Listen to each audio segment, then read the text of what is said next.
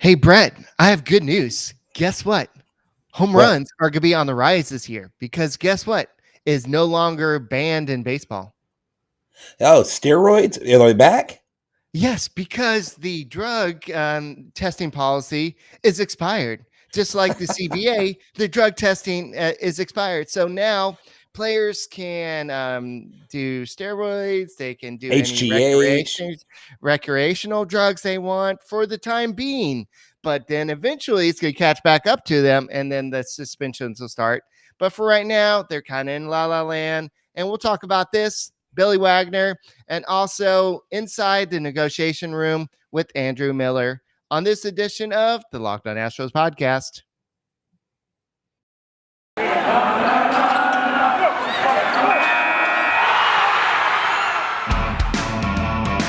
Hello and welcome to Locked On Astros, your daily Astros podcast. Here are your hosts, Eric the Man Huysman and Brett H-Town Wheelhouse Chancey.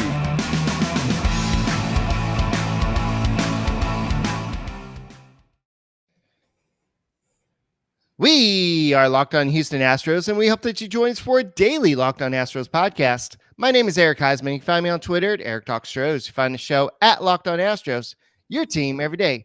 Brett, where can they find you on Twitter? They can find me at H-Town Wheelhouse on Twitter and Instagram. They can find me at Stros411 on Twitter, Instagram, and Facebook. Always positive, always shooting steroids. Always Stros. don't forget to make us your first listen, whether that's on YouTube. Make sure if while you're doing your whatever, make sure you're watching YouTube and go ahead and make sure you subscribe. And if you haven't subscribed, why don't you go and do it now? Give us a big like while you're at it, and on your way to work, on your way home from work, just go ahead and listen to us on Apple, Odyssey, Spotify, wherever you're listening to your podcast. Make the Locked On Astros podcast your first listen. Today's episode is brought to you by BetOnline. BetOnline has you covered this season with more props, odds, and lines than ever before. BetOnline, where the game starts. Speaking of where the game starts, we're still waiting on the game to start. We're still waiting on spring training to start. It's supposed to be starting sometime in the next couple weeks or so, spring training, but it doesn't look like that's going to happen. I believe, from my understanding, is that the owners are supposed to have an annual owners meeting, and this is not something with the CBA, but this is something they're probably going to be using.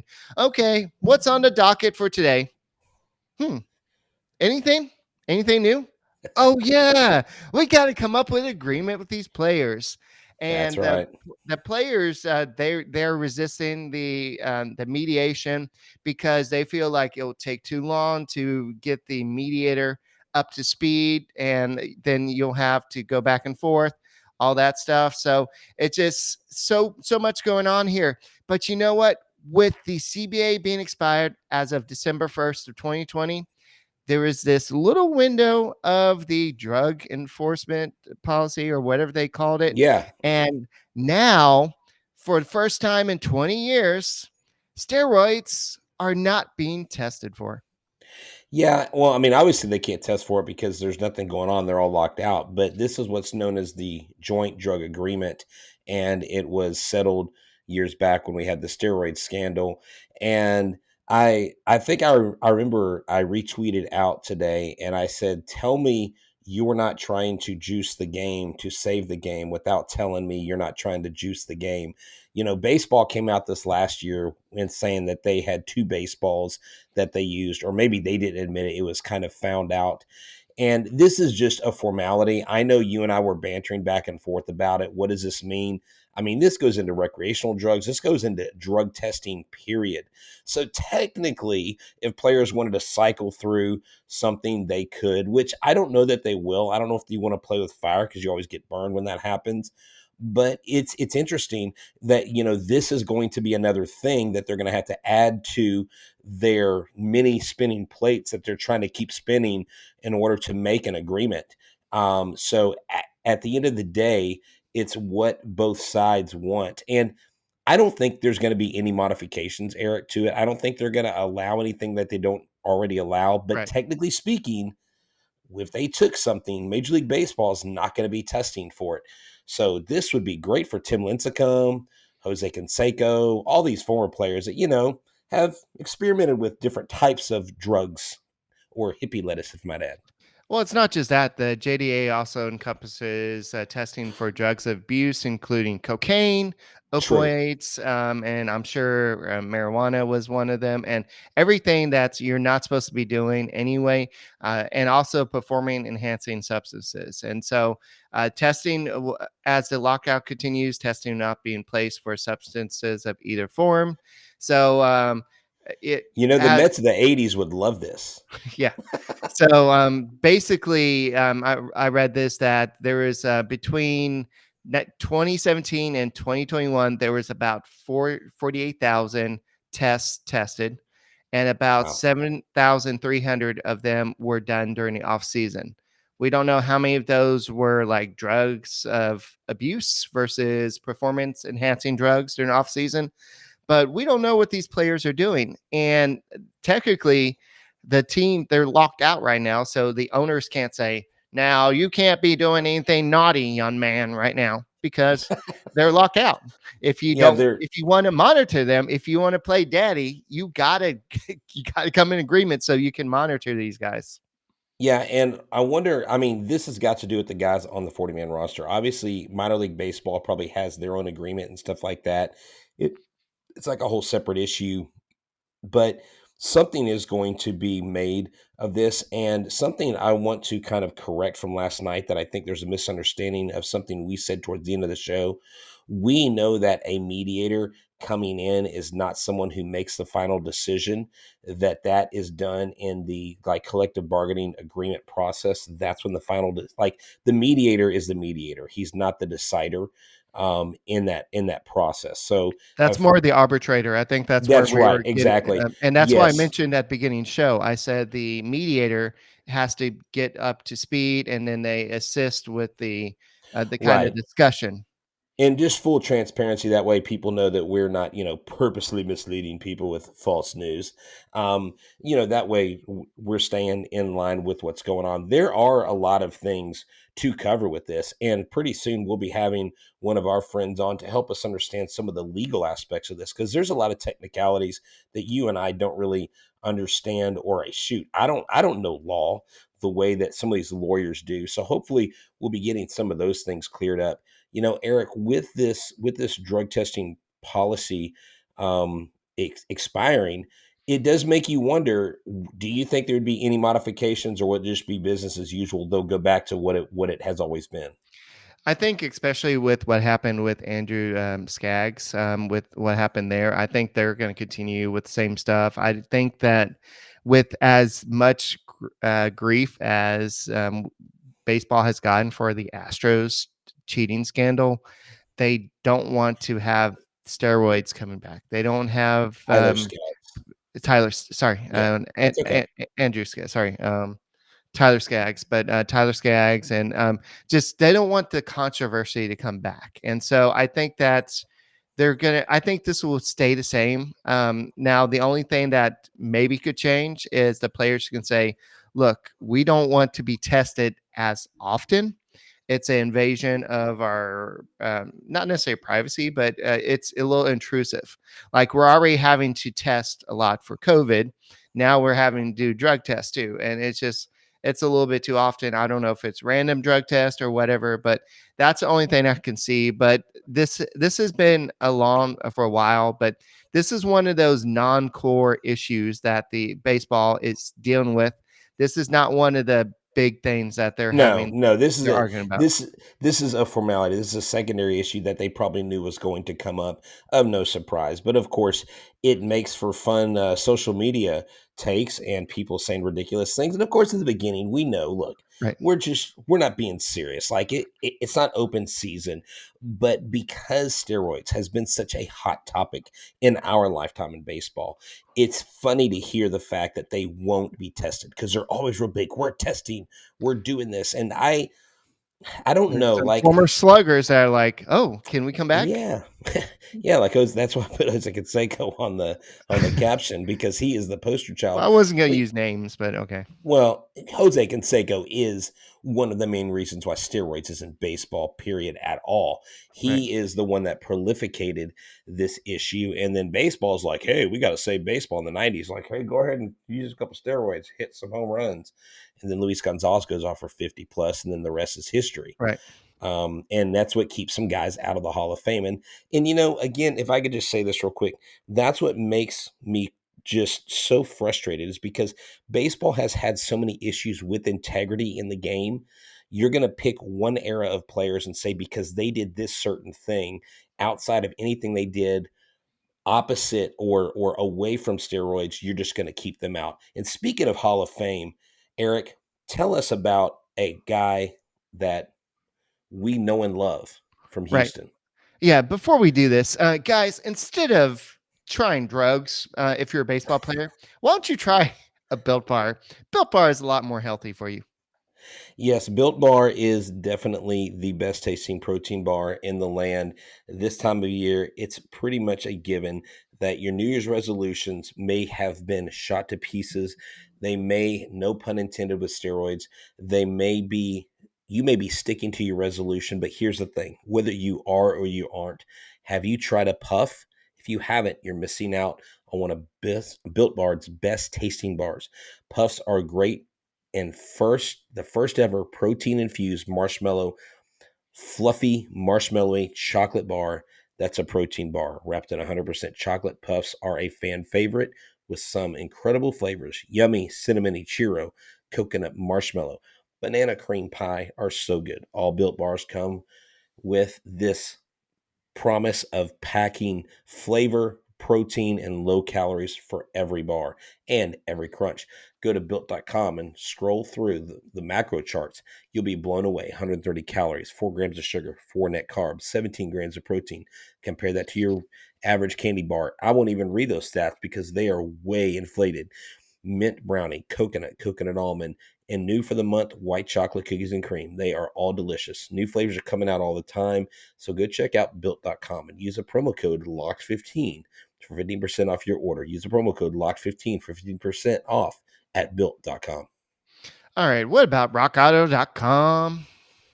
So rockauto.com, if you are tired of the ever increasing numbers of makes and models out there, if you're tired of going to the auto parts store and them getting behind the counter on their computer and only trying to order the single brand that they carry and paying like the non-mechanic fee, basically being upcharged, then go to rockauto.com, because no more do you have to worry about the hassle. Do you have to worry about just spending hand over fist for small parts? You would spend 30, 50, sometimes 100% less going with rockauto.com. Why do I know that? Because I've used them myself. Brake pads are phenomenally priced there. Tail lamps are amazing to get there. I mean, anything like a fuel pump, Honda Odyssey fuel pump, $353 from a chain store, $216 Rock Auto. Family owned business for do-it-yourselfers like myself and Eric and you listening. Reliable low prices for every customer. They don't have special rates. Brake parts, tail lamps, motor oil, there's all the stuff you need. Go explore their easy-to-use website today and find the solution for your auto part needs. Go to rockauto.com right now and see all the parts available for your car or truck right locked on in there. How did you hear about us box, so that they know that we sent you. Amazing selection, reliable low prices, all the parts your car will ever need. rockauto.com. Speaking of reliable, how about a reliable closer?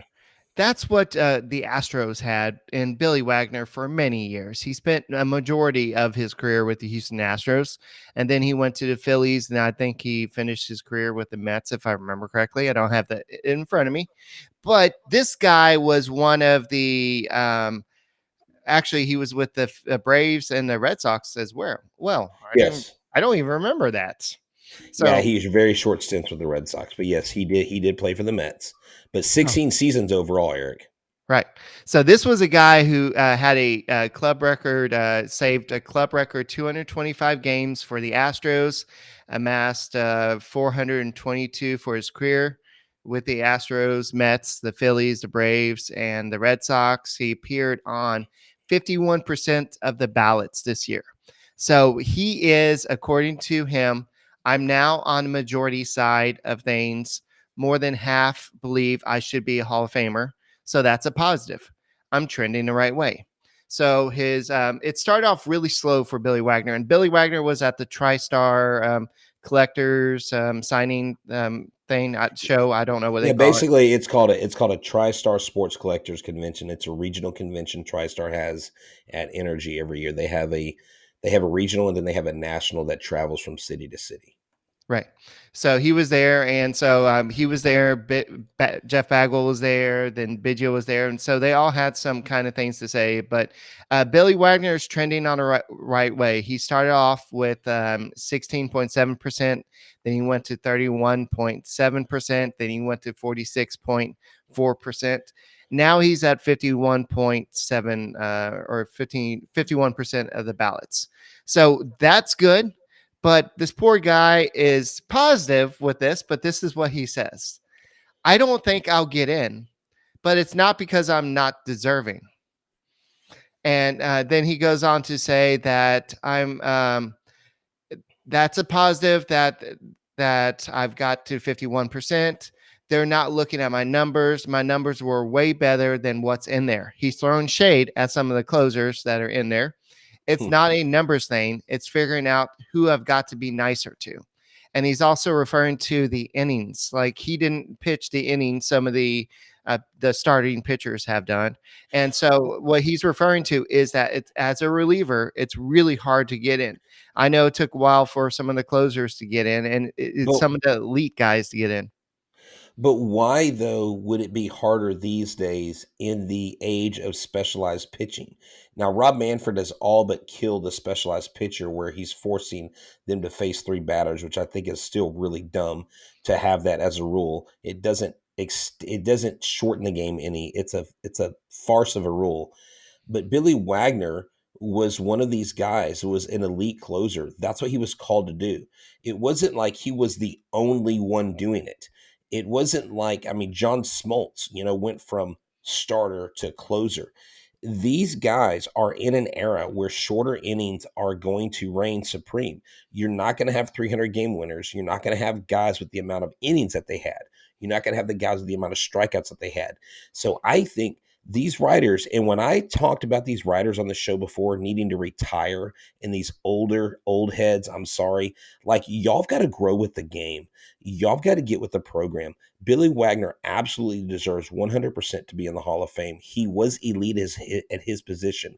It's not his fault baseball created the closer role, put him in it, and he absolutely crushed it. That should not be a penalty. He had 908, I believe, innings in his career, almost 1,000 innings for a closer, Eric. That's astounding. And so he didn't get to pad his numbers, go from starter to middle relief to closer or starter to closer. He didn't have that Are you luxury. throwing shade at John Smoltz? Yeah, I'm throwing shade, but I mean, John Smoltz Yeah, was a great pitcher. right. But the bottom line is, how can you penalize a guy for doing something that you created a position to do? Like I said, punters, if there's a punter that deserves to be in the Hall of Fame in the NFL, damn it, put him in the Hall of Fame. He's a punter. Like you can't penalize him for not being a running back or not being a quarterback. That's his position. Like, give Yeah. me a break, dude. We're talking about a 5'10" pitcher. He threw 100 miles per hour. He's a left-hander. He's sixth Yeah. all-time in saves, second most by a lefty. He had a 2.31 ERA. He made 7 all-star teams. He had 11.92 strikeout per 9 innings rate. He had a 0.187 opponent's batting average. And that was the best career totals of any pitcher with at least 900 innings. It's not the Yeah. numbers. It's just the fact that and he said it is what it is. It's just going to be and I love the fact he said just figuring out who to be nicer to. So I could just imagine Billy Wagner. You know how not Mr. Thibs comes out with all the different ballots of all the release ballots. Right. So I could just imagine Billy Wagner going, okay, so who didn't vote for me? Okay, I need to take him to lunch. I need to take him for lunch. I need to take But him. that's the thing. Billy Wagner he didn't cause any grief. He never had a brush up with No. a single media person. But he Like, I played don't, for the Astros. He played for the Astros for but they majority of his weren't, career. but that shouldn't matter. Okay, so that should make him even more valuable because he was able to accumulate such dominance on maybe a lot of teams that weren't. I mean, he wasn't with the Yeah, Astros in their golden years like right. right now. He was with them when they did win some divisions, and he was on some very good teams. But Right. like I said, I think it's absurd, Eric, to leave him out simply because his numbers aren't enough. That's complete BS. It doesn't pass the smell test. And when you have voters who don't even use their vote, who don't even vote for a single person on the ballot, don't talk to me about guys that deserve and don't deserve. And don't talk to me about integrity and character. You can't even vote. What kind of character is that? All righty. So I zoomed up. So this is what Bagwell and Biggio had to say. So Bagwell said, "You ask anybody that played against Billy Wagner, they want no part of him." Biggio said, "Billy's making some serious traction. We're really happy, and I'm excited, and hopefully we'll make it next year or the next, and we'll have another guy in there." Billy had an unbelievable career. He's a great dude, great teammate, and got my fingers crossed. And Billy Wagner on Jeff Bagwell and BGO saying that he belongs in the Hall of Fame. Well, I need them to have votes. To have Baggy and Bidge speak on my behalf speaks volume.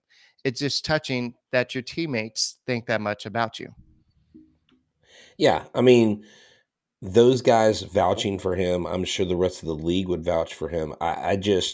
I'm dumbfounded as to why he isn't getting more, like 60% of the Yeah. vote. Come on, like get this guy in there. I think he gets in, Eric. Well, if you'd ask Billy Wagner, he would not bet on himself getting in there. But I wonder what Bet Online would say. So Bet Online as you covered this season for all the major props and odds and lines than ever before.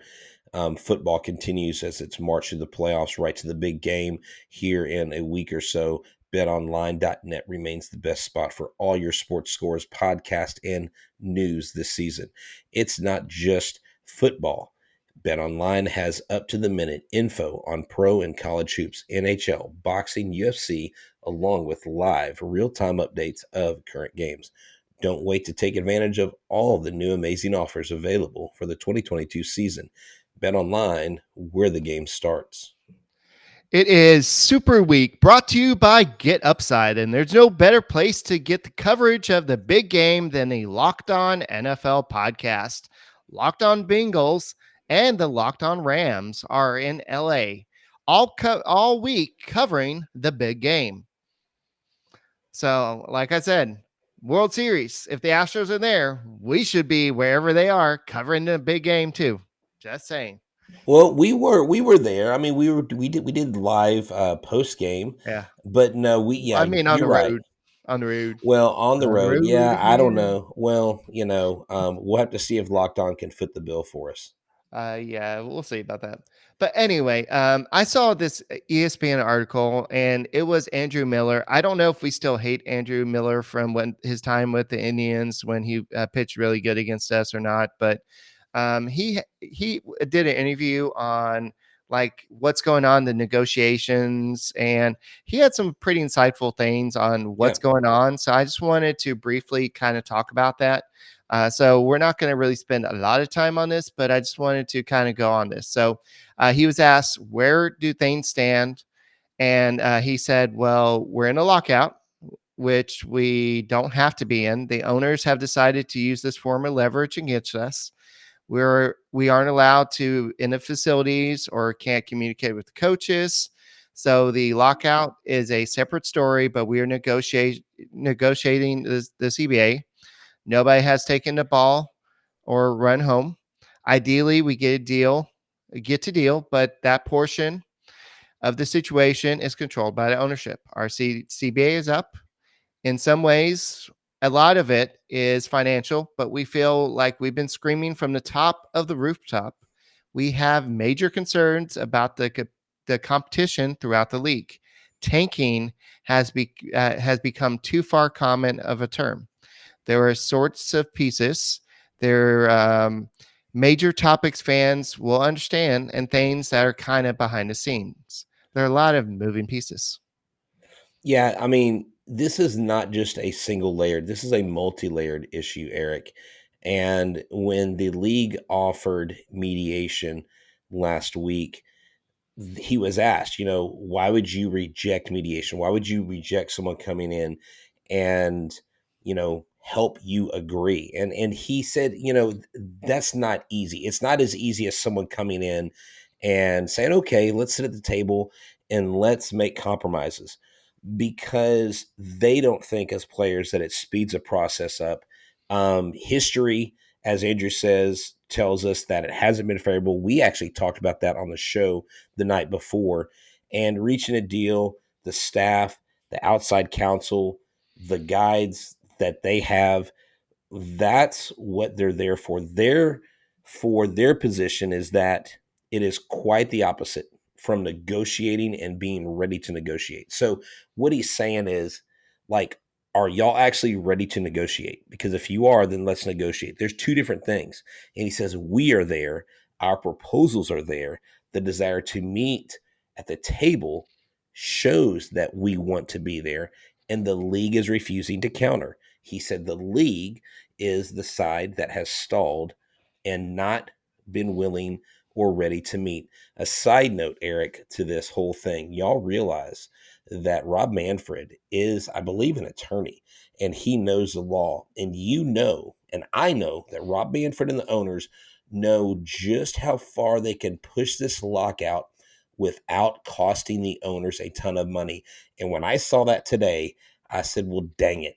My original thought of the owners being the first ones to bend and break, after I read that, I'm like, the players, because the owners know what line they can go to.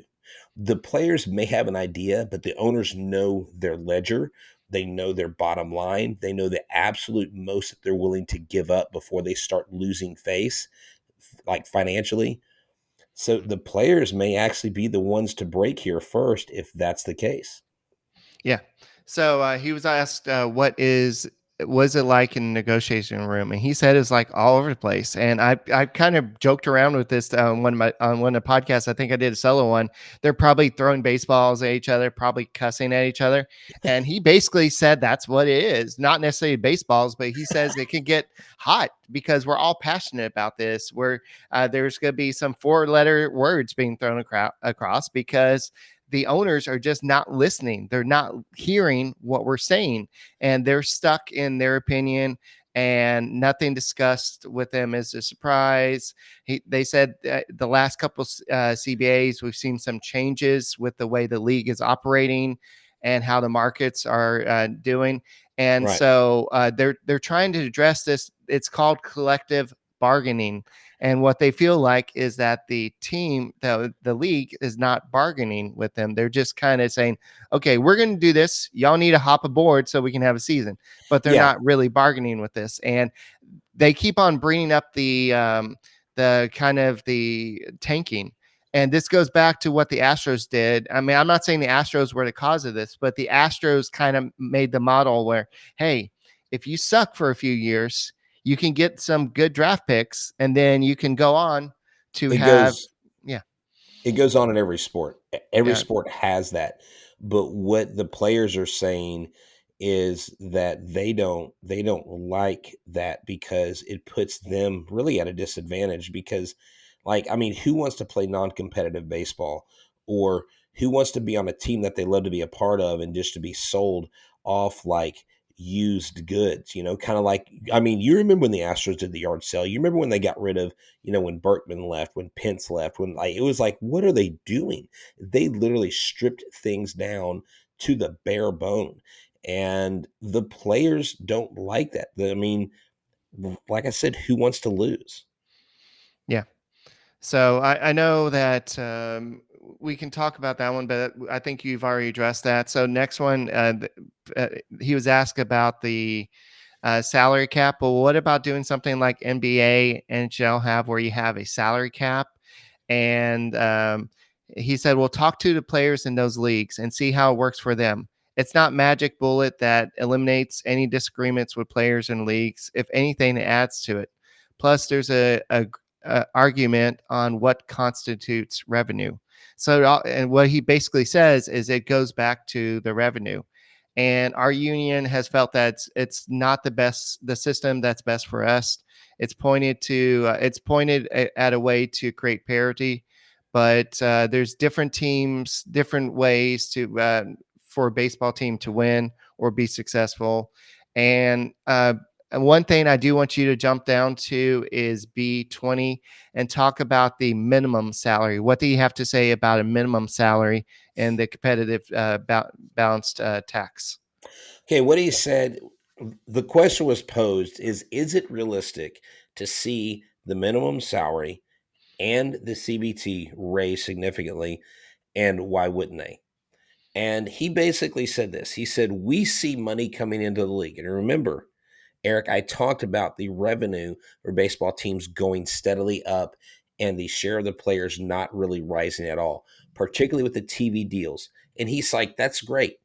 What the CBT has initially was designed to do, it's not working that way anymore. The draft pick penalty also seems more punitive than the financial side of exceeding the luxury tax. So you've got that as a moving part. It's not that long ago when free agent markets stalled and died. Players and agents heard it. Certain teams won't go over that this year. They only have so much money because they're this far away from it or they're this close to it. That wasn't the intention. The intention was, and this is what he said, to rein in runaway spending. Teams not to be used to the de facto salary cap. He said, we have proposals on how to do that. He said, we have proposals on ways to make sure that we're not being manipulated and that things are raised significantly in our favor. And so the players just want a fairer playing table. They want more share, more piece of the pie. And the owners don't seem like they're willing to give that to them. Yeah. And I actually threw you to the wrong one. That was raising the luxury tax threshold. And so he was asked about, well, what about a lower, like a salary floor, like having a certain amount that you can't go below? Like I keep on bringing up the Pirates. The Pirates don't spend a lot. So he said, but without a salary floor, teams may not spend because they're able to win without doing so. As you said, different teams just have been successful both with high and lower payrolls, like the Rays. The Which Rays, drives salaries down for right? players. Where the Rays have won, but we're not necessarily happy with the way they have operated. They are large recipients of revenue sharing, and the way they lose that money is that the best for baseball. That's this. This is what we are debating. Both sides have their experts, and we are all debating about this. But So yeah, here's the thing. The opposite side of that is okay, so the exact opposite of the Rays is the Yankees. What have the Yankees done? They've spent so much money and they've got nothing to show for it. I mean, they've got a failed wild card appearance against the Red Sox, right? And then you got the Rangers spending $354 million, and they're not even predicted to be above third place in our division. well, You they see what could I'm saying? surprise us. Yeah, I know, but They're not going to surprise anybody. They might surprise a little league team if they enter into a little league World Series. They will stop. not. No, they won't even smell the playoffs, Eric. I'm telling you right now, they need to go play in the Japan League because they're not competitive here at all. Period. End of story. But there is another side to that. Okay, I get that. But the Rays players have had success and had experiences that they wouldn't normally have. On, I mean, what have the Yankees players done? Has Garrett Cole gone to World Series since he's been with the Astros? Absolutely not. Has Stanton played in the World? They haven't been to World Series since 2009, but yet they've outspent every team in the world. The most Yeah. expensive team, the most valuable team, and they've got crap to show for it. They want to talk about their 27 rings. Okay, live in the past. You sound like a Dallas Cowboys fan. But what the Rays are doing is not good for players. They're paying players on the cheap. They're not giving them big salary. So that's what he's saying. So But yeah, those we can. players are agreeing to it. See, the players aren't Well, the complaining. players They're don't agreeing have to the it. option. They are like the Rays trade their players away before they're able to make that big time money, or they agree True. to sign them Good point. like Good Wander counterpoint. Franco. They go ahead and sign them before they get to that thing. So, in other news, the Astros have announced that they will be celebrating the 60th anniversary of the Houston of Major League Baseball in Houston by wearing a patch on their hat and I think on their jersey all year long. And it's going to basically say the 60th anniversary of the Houston Astros. And it looks great. It's going to be on the hat. And I know that all day long we've been kind of seeing patches from basically all the seasons of celebrating the different centuries of Astros baseball. So this is 60 years of Houston baseball. So are you happy about this? Yeah, I'm happy about it, but why are you advertising a hat with a patch if you're not going to be playing baseball? I want to know. I want to know there's baseball happening. I don't care what patches you wear. I don't care if you're going to do a It's going throwback to night sell every other merchandise, Friday. which will go They ahead can't. and benefit the players, but you can't with their Such players' names until they dude, don't, dude. Did you see Colin McHugh's wife's response to that? what She goes, "Talk to me when you're at the 69th anniversary." I noise. love that. I love her. She is Twitter gold. Like, if y'all don't follow Colin McHugh's wife on Twitter, do yourself a favor, go follow her. Phenomenal. I don't know her handle, but I'm pretty sure you can find that. I'm just not, like, I'm not excited about this. Like, why? Because I don't know when baseball is going to start. I don't care what you're going to wear. I don't care if you wear neon blue jerseys. I don't want to know Are we what the you're going to wear. Rangers? No, I'm just saying, like it could be anything. Like, they can wear orbit colored uniforms. I like What about just get in the Orion room. color? Oh God, please. With the Orion. Oh my God, the space dog that was saved by the Space Cowboys. Hey, man, I hope he shows up at our live event. Yeah. So no, but anyway, so yeah, hopefully the owners they get together at this owners meeting, and it's gonna be Tuesday through Thursday. Hopefully they come up with some resolution to kind of say, okay, guys, we gotta do something. We The gotta. Astros have a patch. We've got to move on this. I mean, right? I'm just staring at Brett, guys. For those of y'all watching the audio version, you have to watch the YouTube version. I'm about to put my palm on in my face. Anyway, that's all we got Why? for this edition. Why? That was a I'm just silly comment. No, it wasn't. I mean, hey, we've got to, because the Astros. That's all we got for this edition of the Locked On Astros podcast. I'm Eric Huysman. That's Brett Chancey. We are the Locked On Astros podcast. And make sure you check us out and make us your first listen every day. Make sure you subscribe to us on YouTube. Make sure you go ahead and listen to us on Apple, Odyssey, Spotify, wherever you listen to podcasts. Check out the Locked On Astros podcast. And Go Astros, let's end this lockout.